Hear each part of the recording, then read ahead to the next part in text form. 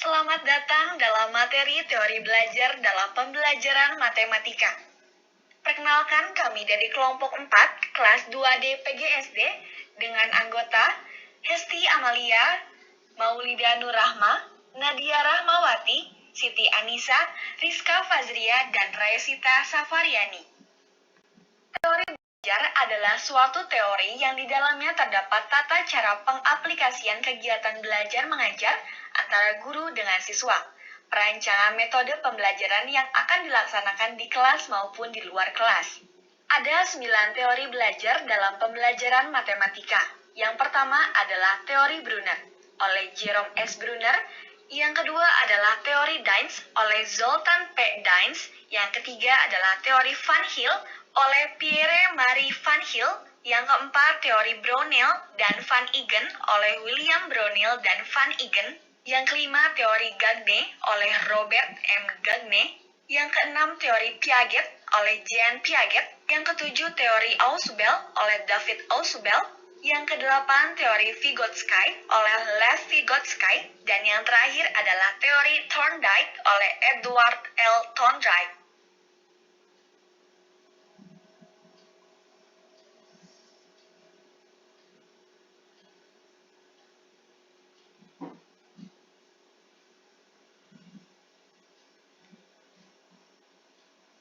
Yang pertama teori Brunner. Brunner, yang memiliki nama lengkap Jerome Seymour Brunner, adalah seorang ahli psikologi di tahun 1915 dari Universitas Harvard, Amerika Serikat. Telah mempelopori aliran psikologi kognitif yang memberi dorongan agar pendidikan memberikan perhatian pada pentingnya pengembangan berpikir. Proses internalisasi akan terjadi secara sungguh-sungguh jika pengetahuan yang dipelajari itu dipelajari dalam 3 model tahapan. Yang pertama adalah model tahapan enaktif. Dilakukan secara langsung oleh siswa dalam memanipulasi objek secara aktif dengan benda konkret dan situasi nyata. Dengan menggunakan benda-benda konkret atau menggunakan situasi yang nyata, pada penyajian ini, anak tanpa menggunakan imajinasinya atau kata-kata, ia akan memahami sesuatu dari berbuat atau melakukan sesuatu. Yang kedua adalah model tahapan ikonik. Dilakukan berdasarkan pada pikiran internal anak berhubungan dengan mental yang merupakan gambaran objek yang dimanipulasi. Anak tidak langsung memanipulasi objek seperti yang dilakukan oleh siswa dalam tahap enaktif. Yang ketiga adalah model tahapan simbolis. Dalam tahap ini, bahasa adalah pola dasar simbolik. Anak memanipulasi simbol-simbol atau lambang-lambang objek tertentu. Pembelajaran direpresentasikan dalam bentuk simbol-simbol abstrak, yaitu simbol-simbol arbiter yang dipakai berdasarkan kesepakatan orang-orang dalam bidang yang bersangkutan, baik simbol-simbol verbal, lambang matematika, dan lain-lain. Selain mengembangkan teori perkembangan kognitif, Brunner mengemukakan teorema atau dalil-dalil berkaitan dengan pengajaran matematika. Yang pertama adalah dalil konstruksi atau penyusunan. Dalam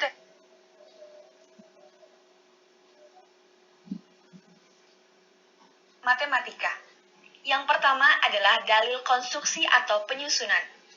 Dalam teorema konstruksi dikatakan, cara terbaik untuk mempelajari matematika adalah mengkonstruksikan atau melakukan penyusunan sebagai sebuah representasi dari konsep dan prinsip tersebut.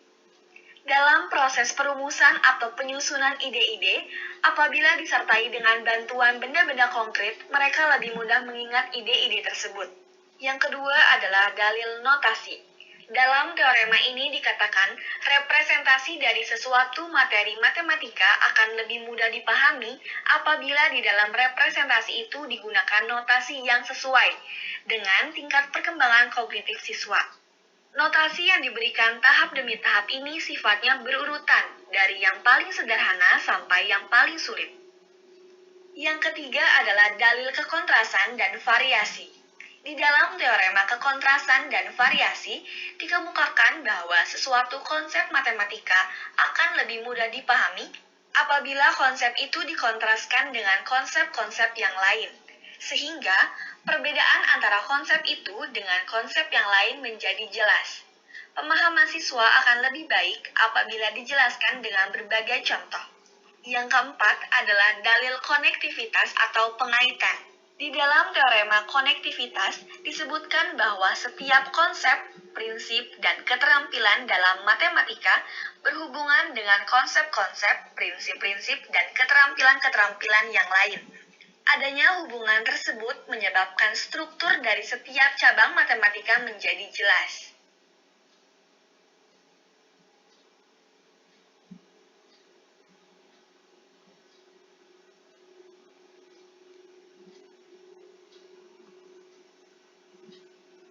Yang kedua adalah teori Dines. Zoltan Paul Dines adalah seorang matematikawan yang memusatkan perhatiannya pada cara-cara pengajaran terhadap anak. Dines berpendapat bahwa pada dasarnya matematika dapat dianggap sebagai studi tentang struktur, memisahkan hubungan-hubungan di antara struktur-struktur, dan mengkategorikan hubungan di antara struktur-struktur. Adapun tahapan tersebut adalah sebagai berikut. Yang pertama adalah permainan bebas, free play. Permainan bebas adalah tahap belajar konsep yang terdiri dari aktivitas yang tidak terstruktur dan tidak diarahkan, yang memungkinkan siswa untuk mengadakan eksperimen dan memanipulasi benda-benda konkret dan juga abstrak dari unsur konsep yang dipelajari tersebut. Yang kedua adalah permainan yang menggunakan aturan, games. Di dalam tahap ini, siswa mulai meneliti pola-pola dan keteraturan yang terdapat di dalam konsep. Setelah itu, siswa mendapatkan aturan yang ditentukan dalam konsep tersebut, dan siswa siap untuk memainkan permainannya. Yang ketiga adalah permainan mencari kesamaan sifat, searching for commonalities. Siswa perlu dibantu untuk dapat melihat kesamaan struktur dengan mentranslasikan dari satu permainan ke bentuk permainan lain. Sedang sifat abstrak yang diwujudkannya tetap tidak berubah. Yang keempat adalah permainan dengan representasi, representation. Dalam tahap ini, siswa mencari kesamaan sifat dari situasi yang serupa. Setelah siswa mendapatkannya, diperlukan gambaran konsep tersebut.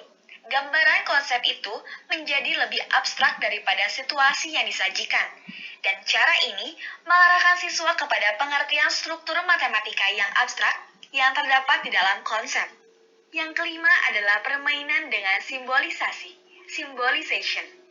Permainan dengan menggunakan simbol ini merupakan tahap belajar konsep di mana siswa perlu merumuskan, merepresentasikan dari setiap konsep dengan menggunakan simbol matematika atau dengan perumusan verbal yang sesuai. Dan yang terakhir adalah formalisasi, formalization. Permainan ini merupakan tahap belajar konsep terakhir.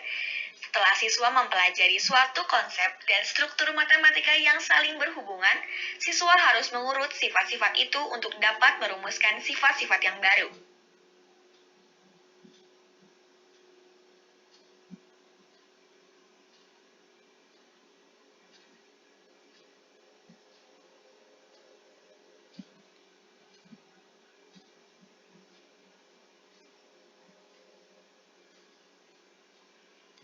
Yang ketiga ada teori Van Hill. Teori belajar Van Hill dikembangkan dalam geometri. Penelitian yang dilakukan Van Hill melahirkan beberapa kesimpulan mengenai tahap-tahap perkembangan kognitif anak dalam memahami geometri. 5 tahap pemahaman geometri tersebut antara lain, yang pertama tahap visualisasi atau pengenalan. Pada tingkat ini, siswa memandang sesuatu bangun geometri sebagai suatu keseluruhan atau holistik. Pada tingkat ini, siswa belum memperhatikan komponen dari masing-masing bangun, walaupun sudah mengenal nama suatu bangun. Yang kedua, tahap analisis atau deskriptif. Pada tingkat ini, siswa sudah terbiasa menganalisis bagian-bagian yang ada pada suatu bangun dan mengamati sifat-sifat yang dimiliki oleh unsur-unsur tersebut. Yang ketiga, tahap deduksi formal atau pengurutan atau relasional. Pada tingkat ini, siswa sudah bisa mengatakan bahwa jika pada suatu segi 4, Sisi-sisi yang berhadapan sejajar, maka sisi-sisi yang berhadapan itu sama panjang. Di samping itu, pada tingkat ini, siswa sudah memahami perlunya definisi untuk tiap bangun. Siswa juga sudah bisa memahami hubungan antar bangun. Yang keempat, tahap deduksi. Pada tingkat ini, siswa sudah dapat mengambil kesimpulan secara deduktif, yakni menarik kesimpulan dari hal-hal yang bersifat khusus, mampu memahami pengertian-pengertian pangkal, definisi-definisi, aksioma-aksioma, dan teorema-teorema dalam geometri. Dan siswa juga sudah mulai mampu menyusun bukti-bukti secara formal. Yang kelima, tahap akurasi atau tingkat metamatematis atau keakuratan. Pada tingkat ini, anak sudah bisa memahami betapa pentingnya ketepatan dari prinsip-prinsip dasar yang melandasi suatu pembuktian. Sudah memahami mengapa sesuatu itu dijadikan postulat atau dalil. Tahap ini memerlukan tahap berpikir yang kompleks dan rumit. Siswa mampu bernalar secara formal tentang sistem matematika. Ada 3 unsur utama dalam pembelajaran geometri. Yang pertama, waktu yang dibutuhkan. Yang kedua, materi pembelajaran. Dan yang ketiga, metode penyusunan. Yang keempat, ada teori Brownell dan Van Engen. Menurut William Brownell, 1935, bahwa belajar itu pada hakikatnya merupakan suatu proses yang bermakna. Khusus dalam hubungan pembelajaran matematika di SD, Brownell mengemukakan apa yang disebut meaning theory atau teori makna sebagai alternatif dari drill theory atau teori latihan hafal ulangan. Van Engen, 1949, seorang penganut teori yang berarti mengatakan bahwa pada situasi yang bermakna selalu terdapat 3 unsur, yaitu yang pertama, ada suatu kejadian atau event, benda atau objek, tindakan atau action. Yang kedua, adanya simbol, lambang atau notasi atau gambar, yang digunakan sebagai pernyataan yang mewakili unsur pertama di atas. Yang ketiga, adanya individu yang memperhatikan simbol-simbol dan mengacu pada unsur pertama di atas.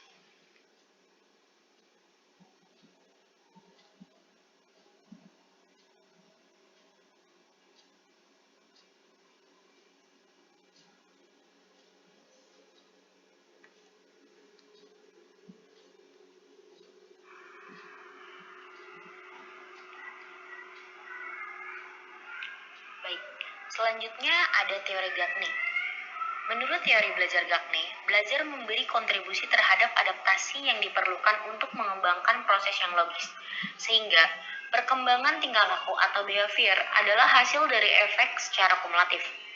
Teori belajar menurut teori Gagne ini lebih menitikberatkan pada operasionalisasi konsep belajar kumulatif dan memberikan mekanisme untuk merancang pembelajaran dan sederhana ke kompleks. Menurut teori Gagne, dalam belajar matematika ada 2 objek yang dapat diperoleh. Yang pertama ada objek langsung dan yang kedua ada objek tidak langsung. Objek langsung memiliki fakta, yaitu objek matematika yang tinggal menerimanya seperti lambang, bilangan, sudut, dan notasi-notasi matematika lainnya. Lalu keterampilan, kemampuan memberikan dan menanggapi jawaban dengan tepat.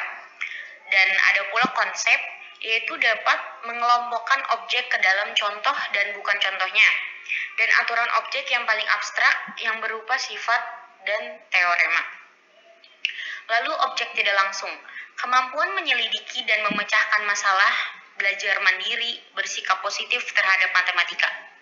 Lalu ada pula 8 tahapan proses pembelajaran menurut Gagne, yaitu yang pertama ada motivasi, yang kedua ada pemahaman, yang ketiga ada pemerolehan, yang keempat ada penyimpanan, yang kelima ada ingatan kembali, dan yang keenam ada generalisasi, yang ketujuh perlakuan, Lalu yang terakhir yaitu umpan balik.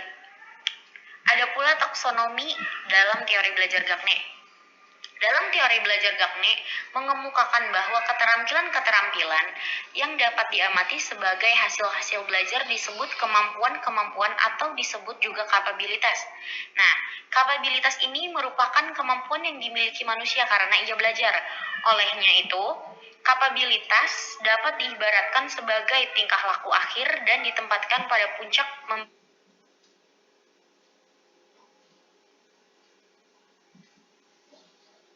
kemampuan yang dimiliki manusia karena ia belajar. Mengungkapkan bahwa keterampilan-keterampilan yang dapat diamati sebagai hasil-hasil belajar disebut kemampuan-kemampuan atau disebut juga kapabilitas. Nah, kapabilitas ini merupakan kemampuan yang dimiliki manusia karena ia belajar. Olehnya itu, kapabilitas dapat diibaratkan sebagai tingkah laku akhir dan ditempatkan pada puncak membentuk suatu piramida. Lalu, kapabilitas keterampilan intelektual menurut teori belajar Gagne dikelompokkan menjadi 8 tipe belajar, yaitu yang pertama ada belajar isyarat atau sinyal. Belajar isyarat adalah belajar yang tidak diniati atau tanpa kesengajaan, yaitu timbul sebagai akibat suatu rangsangan atau stimulus. Contohnya seperti sikap guru yang sangat menyenangkan siswa dan membuat siswa yang mengikuti pelajaran guru tersebut menyenangi pelajaran yang diajarkan oleh guru tersebut. Yang kedua, belajar stimulus respon.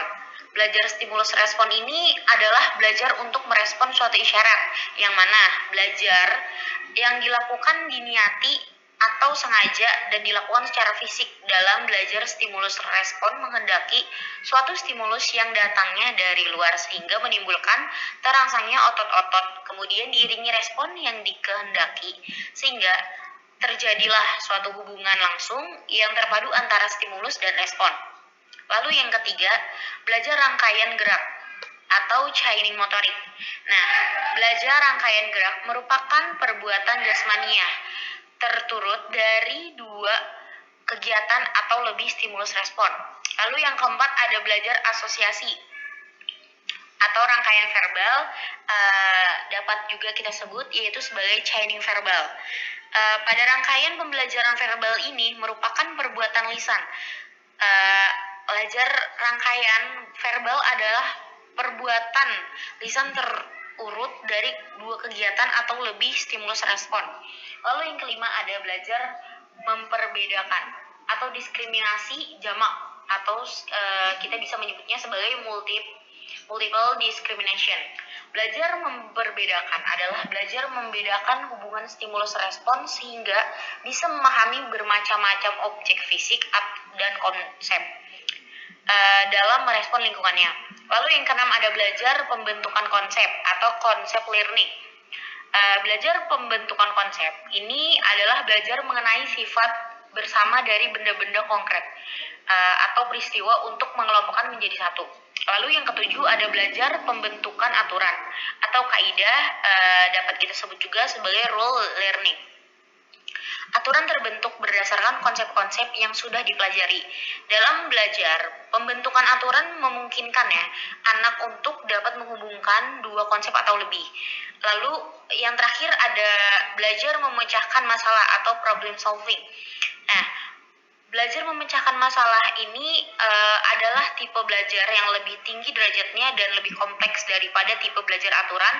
Hasil belajar menurut teori belajar Gagne meliputi informasi verbal, keterampilan intelektual, keterampilan motorik, sikap, dan strategi kognitif.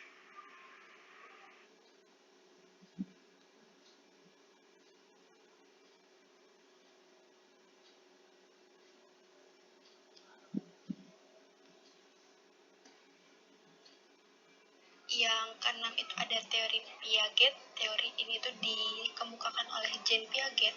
Konsep dasar teori kognitif oleh Jean Piaget ini tuh berpendapat bahwa proses berpikir manusia sebagai suatu perkembangan yang bertahap dari berpikir intelektual konkret ke abstrak berurutan melalui 4 periode, yaitu yang pertama ada tahap sensori motor, yang kedua itu ada tahap praoperasional, yang ketiga itu ada tahap operasional konkret, dan yang keempat itu ada tahap operasi formal. Yang pertama pertama itu ada tahap sensorimotor. Tahap sensorimotor ini adalah tahap di mana anak berusia 0 sampai 2 tahun. Pada tahap ini tuh anak akan menggunakan indera yang ada pada dirinya seperti penglihatan, pendengaran, dan lain-lain untuk menangkap segala sesuatu yang terjadi.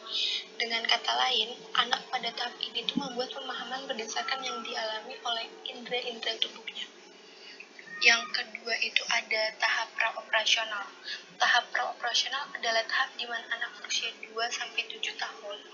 Pada tahap ini tuh anak sudah memiliki kemampuan semiotik. Semiotik itu kemampuan penggunaan simbol atau tanda untuk mengungkapkan sesuatu.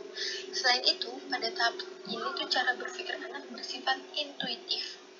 Artinya anak dapat melakukan sesuatu tanpa melalui penalaran. Anak dapat melakukan berbagai macam hal secara bersamaan. Yang ketiga itu ada tahap operasional konkret.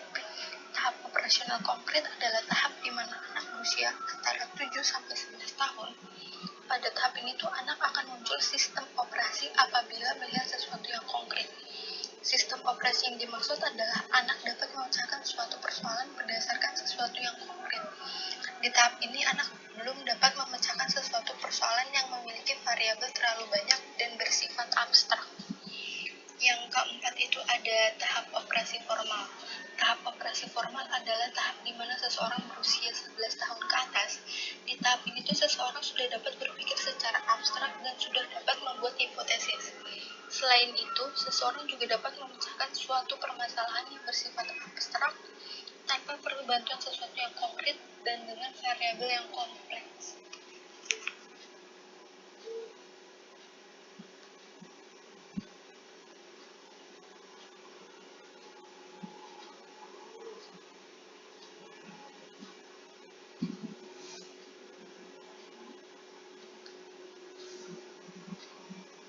Yang ketujuh yaitu teori Ausubel.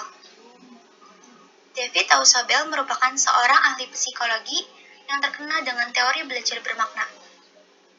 Ausubel memberikan penekanan pada pentingnya pembelajaran yang bermakna dan pentingnya pengulangan sebelum dimulainya pembelajaran. Menurut Ausubel, belajar dapat dikelompokkan ke dalam 2 dimensi. Dimensi pertama yaitu berhubungan dengan cara informasi atau materi yang disajikan pada siswa melalui penerimaan atau penemuan. Dimensi kedua yaitu menyangkut tentang bagaimana siswa dapat mengaitkan informasi pada struktur kognitif yang telah ada, meliputi fakta, konsep, dan generalisasi yang telah dipelajari dan diingat oleh siswa. Menurut teori belajar bermakna Ausubel, belajar bermakna merupakan suatu proses dikaitkannya informasi baru pada konsep-konsep yang relevan yang terdapat pada struktur kognitif seseorang. Di dalam belajar bermakna, informasi baru diasimilasikan pada sukma-sukma yang ada. Ausubel juga membedakan antara belajar menerima dengan belajar menemukan. Pada belajar menerima, siswa hanya menerima sehingga tinggal menghafalnya.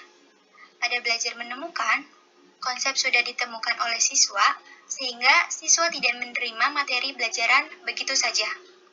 Selain itu, Ausubel juga berpendapat bahwa terdapat perbedaan mendasar antara belajar menghafal dengan belajar bermakna. Di dalam belajar menghafal, siswa menghafalkan materi yang sudah diperolehnya, sedangkan pada belajar bermakna, materi yang telah diperoleh tersebut dikembangkan, sehingga belajarnya menjadi lebih dimengerti. Di dalam menerapkan teori Ausubel dalam belajar, terdapat prinsip-prinsip yang harus diperhatikan sebagai berikut. Yang pertama ada pengaturan awal atau advanced organizer. Pengaturan awal mengarahkan siswa ke materi yang akan dipelajari dan mengingatkan siswa pada materi sebelumnya, yang dapat digunakan untuk membantu guru dalam menanamkan konsep baru. Yang kedua ada diferensiasi progresif. Pengembangan konsep berlangsung paling baik jika unsur-unsur yang paling umum, paling inklusif dari suatu konsep diperkenalkan terlebih dahulu, baru kemudian diberikan hal-hal yang lebih spesifik dan khusus dari suatu konsep tersebut. Yang ketiga ada belajar superordinat. Selama informasi diterima dan diasosiasikan dengan konsep dalam struktur kognitif atau subsumsi, maka konsep tersebut tumbuh dan mengalami diferensiasi. Belajar superordinat dapat terjadi apabila konsep-konsep yang telah dipelajari sebelumnya dikenal sebagai unsur-unsur dari sebuah konsep yang lebih luas dan lebih inklusif. Lalu prinsip terakhir yaitu penyesuaian integratif atau rekonsiliasi integratif, yaitu guru harus mampu memperlihatkan secara eksplisit bagaimana arti-arti baru dibandingkan dan dipertentangkan dengan arti-arti sebelumnya yang lebih sempit, dan bagaimana konsep yang tingkatnya lebih tinggi selanjutnya mengambil arti baru. Di dalam menerapkan teori Ausubel dalam pembelajaran, maka perlu digunakan dua fase, yaitu fase perencanaan dan fase pelaksanaan. Fase perencanaan di sini terdiri dari menetapkan tujuan pembelajaran, mendiagnosis latar belakang pengetahuan siswa, membuat struktur materi, dan memformulasikan pengetahuan awal. Yang kedua ada fase pelaksanaan. Dalam pembelajaran terdiri dari pengaturan awal, diferensiasi progresif, dan rekonsiliasi integratif. Dan yang ke-8 di sini yaitu teori Vygotsky. Teori ini merupakan salah satu teori belajar sosial sehingga sangat sesuai dengan model pembelajaran kooperatif. Karena dalam model pembelajaran kooperatif terjadi interaksi sosial, yaitu interaksi antara siswa dengan siswa dan antara siswa dengan guru, dalam usaha menemukan konsep-konsep dan pemecahan masalah. Teori Vygotsky sebenarnya lebih tepat disebut dengan pendekatan sosiokonstruktivisme.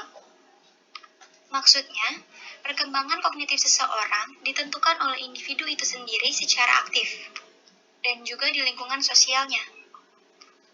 Dikutip dari model pelatihan matematika SMA tahun 2016, pemikiran Vygotsky didasarkan pada 3 ide utama, yaitu yang pertama ada intelektual perkembangan pada saat individu menghadapi ide-ide baru, dan sulit mengaitkan ide-ide tersebut dengan apa yang mereka ketahui. Yang kedua ada interaksi dengan orang lain untuk memperkaya perkembangan intelektual. Yang ketiga, guru adalah bertindak sebagai seorang fasilitator dan mediator pembelajaran siswa. Menurut Vygotsky, belajar adalah sebuah proses yang melibatkan 2 elemen penting. Yang pertama, belajar merupakan proses secara biologi sebagai proses dasar. Yang kedua, proses secara psikologisial sebagai proses yang lebih tinggi dan esensinya berkaitan dengan lingkungan sosial dan budaya.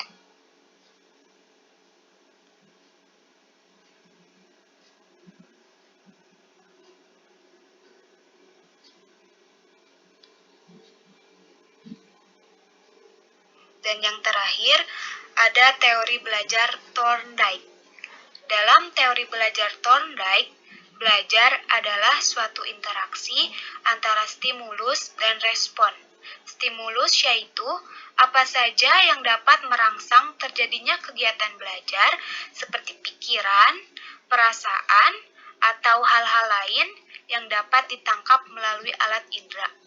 Dan respon yaitu reaksi yang dimunculkan siswa ketika belajar yang juga dapat berupa pikiran, perasaan, atau gerakan. Menurut teori belajar ini, perubahan tingkah laku akibat dari kegiatan belajar itu dapat berwujud konkret, yaitu yang dapat diamati, atau tidak konkret, yaitu yang tidak dapat diamati. Oleh karena itu, teori belajar yang dikemukakan oleh Thorndike ini sering disebut dengan teori belajar koneksionisme atau teori asosiasi. Teori belajar Thorndike mengemukakan bahwa terjadinya asosiasi antara stimulus dan respon ini mengikuti hukum-hukum. Yang pertama, ada hukum kesiapan atau law of readiness, yaitu semakin siap suatu organisme memperoleh suatu perubahan tingkah laku, maka pelaksanaan tingkah laku tersebut akan menimbulkan kepuasan individu sehingga asosiasi cenderung diperkuat. Dan yang kedua, hukum latihan, law of exercise, yaitu semakin sering suatu tingkah laku diulang atau dilatih, maka asosiasi tersebut akan semakin kuat. Yang ketiga, hukum akibat, law of effect, yaitu Hubungan stimulus-respon cenderung diperkuat bila akibatnya menyenangkan dan cenderung diperlemah jika akibatnya tidak memuaskan.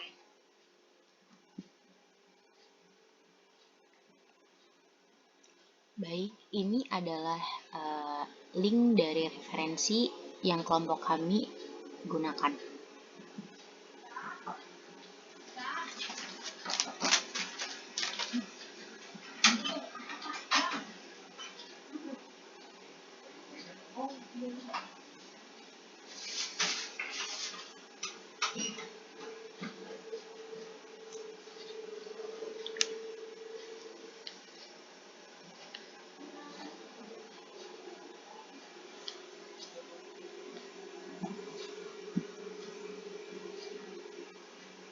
Cukup sekian pemaparan dari kelompok kami. Mohon maaf bila ada kekurangan. Terima kasih dan sampai jumpa.